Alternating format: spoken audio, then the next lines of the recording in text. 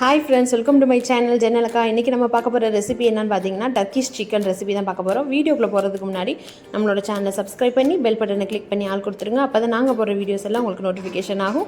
மறக்காமல் உங்கள் friends and ஃபேமிலிக்குனே share பண்ணிக்கோங்க. வீடியோ பிடிச்சிருந்தால் லைக் பண்ணிக்கோங்க. இப்போ செய்யக்கூடிய ரெசிபிக்கு என்னென்ன இன்க்ரீடியன்ட்ஸ் பார்த்துலாமா. ஃபஸ்ட்டு 3/4 கிலோ சிக்கன் எடுத்து வாஷ் பண்ணி எடுத்து வச்சுக்கோங்க. அதுக்கு 10 ரூபா தயிர் பாக்கெட் 2 பாக்கெட் தயிர் வந்து சேர்த்துருக்கோம். அது கூட பார்த்திங்கன்னா நல்லா இந்த அளவுக்கு கையளவுக்கு 1 டேபிள் ஸ்பூன் ஃபுல்லாக இஞ்சி பூண்டு பேஸ்ட்டு வந்து அரைச்சி அந்த பேஸ்ட்டு சேர்த்துருக்கோம். அது கூட கரம் மசாலாவும் சேர்த்தே அரைச்ச பேஸ்ட்டு தான் அது. அது கூட பார்த்திங்கன்னா நல்லா பெரிய லெமனாக 1 லெமன் வந்து ஃபுல்லாக ஜூஸை சேர்த்துக்கோங்க. அப்படி பெரிய லெமன் இல்லைன்னா மீடியம் சைஸ் லெமன் இல்லை சின்ன லெமனாக இருந்தால் 2 சேர்த்துக்கோங்க. லெமன் ஜூஸ் சேர்த்துட்டு 1 டேபிள் ஸ்பூன் அளவுக்கு மல்லித்தூள் சேர்த்துக்கோங்க.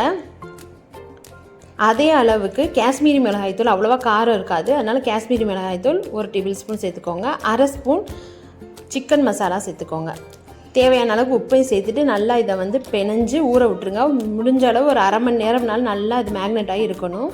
அப்புறம் பார்த்திங்கன்னா ஒரு சாஸ் பேனை வந்து அடுப்பில் வச்சுக்கோங்க. சட்டி ஹீட் ஆனது 1 ஸ்பூன் வந்து வெண்ணெய் சேர்த்துக்கோங்க. அது கூட 1 ஸ்பூன் மைதா மாவே சேர்த்து அந்த வெண்ணெயிலே நல்லா ரோஸ்ட் பண்ணிவிட்டு அது கூட பார்த்திங்கன்னா கொஞ்சோண்டு பால் சேர்த்து நம்ம இப்போ பண்ணுறது என்னன்னு பார்த்தீங்கன்னா ஒயிட் சாஸ் தான் நம்ம செய்கிறோம். ஃபஸ்ட்டு கொஞ்சோண்டு பால் சேர்த்து கட்டி இல்லாமல் நல்லா மிக்ஸ் பண்ணிக்கோங்க. அப்புறம் மிச்ச பால் எல்லாத்தையும் சேர்த்து நல்லா திக்காகி வர அளவுக்கு ஒயிட் சாஸ் வந்து ரெடி பண்ணி வச்சுக்கோங்க. 1/2 லிட்டர் பால் சேர்த்துருக்கோம். 1 ஸ்பூன் வெண்ணெய், 1 ஸ்பூன் மைதா மாவு, 1/2 லிட்டர் பால், இதுதான் இந்த சாஸுக்கான அளவு. இப்போ நம்ம அந்த ரெசிபி செய்கிறதுக்கு அடுப்பில் ஒரு கடாய் வச்சு 2 ஸ்பூன் அளவுக்கு பட்டர் சேர்த்துக்கோங்க. இது நல்லா ஃபுல்லாக பட்டர்லேயே செய்கிறனால சூப்பராக இருக்குங்க. நம்ம மேக்னேட் பண்ணி வச்சுருக்க சிக்கனை அப்படியே இது கூட சேர்த்துக்கோங்க. வேறு எதுவுமே செய்ய வேணாம், டக்குன்னு செஞ்சு முடிச்சிடலாம். இது ரொம்ப சிம்பிளாக செய்யக்கூடிய ரெசிபி தாங்க.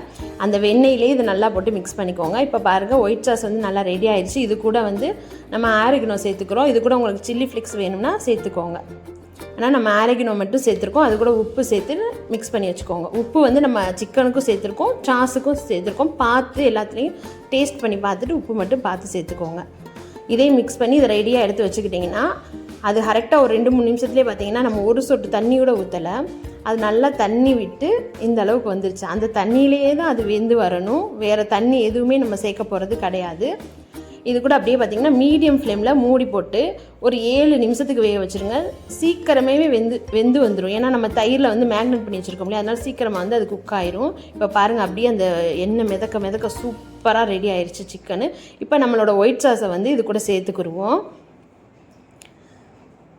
அது கூட அந்த ஒயிட் சாஸையும் சேர்த்து நல்லா மிக்ஸ் பண்ணி விட்டுருங்க. மிக்ஸ் பண்ணி விட்டுட்டு ஹை ஃப்ளேமில் நல்லா தளன்னு கொதிச்சு வர அளவுக்கு கொதிக்க விடுங்க. இந்த அளவுக்கு கொதிச்சு வரும்போது நல்லா ஒரு கையளவுக்கு மொசரல்லா சீஸ் இல்லைன்னா ஸ்லைடு சீஸ் இருந்தாலும் நீங்கள் சேர்த்துக்கோங்க. உங்கள்ட்ட எந்த சீஸ் இருக்கோ அதை சேர்த்துக்கோங்க. அது கூட கொரியாண்டர் லீஃப் லாஸ்ட்டாக தூவி அப்படியே சிம்மில் வந்து கரெக்டாக ஒரு 5 நிமிஷம் போட்டுட்டு அந்த சீஸ் எல்லாம் மெல்ட் ஆகி வந்ததை அடுப்பு ஆஃப் பண்ணிட்டீங்கன்னா சூப்பரான டர்க்கிஷ் சிக்கன் ரெடி ஆயிடுச்சு.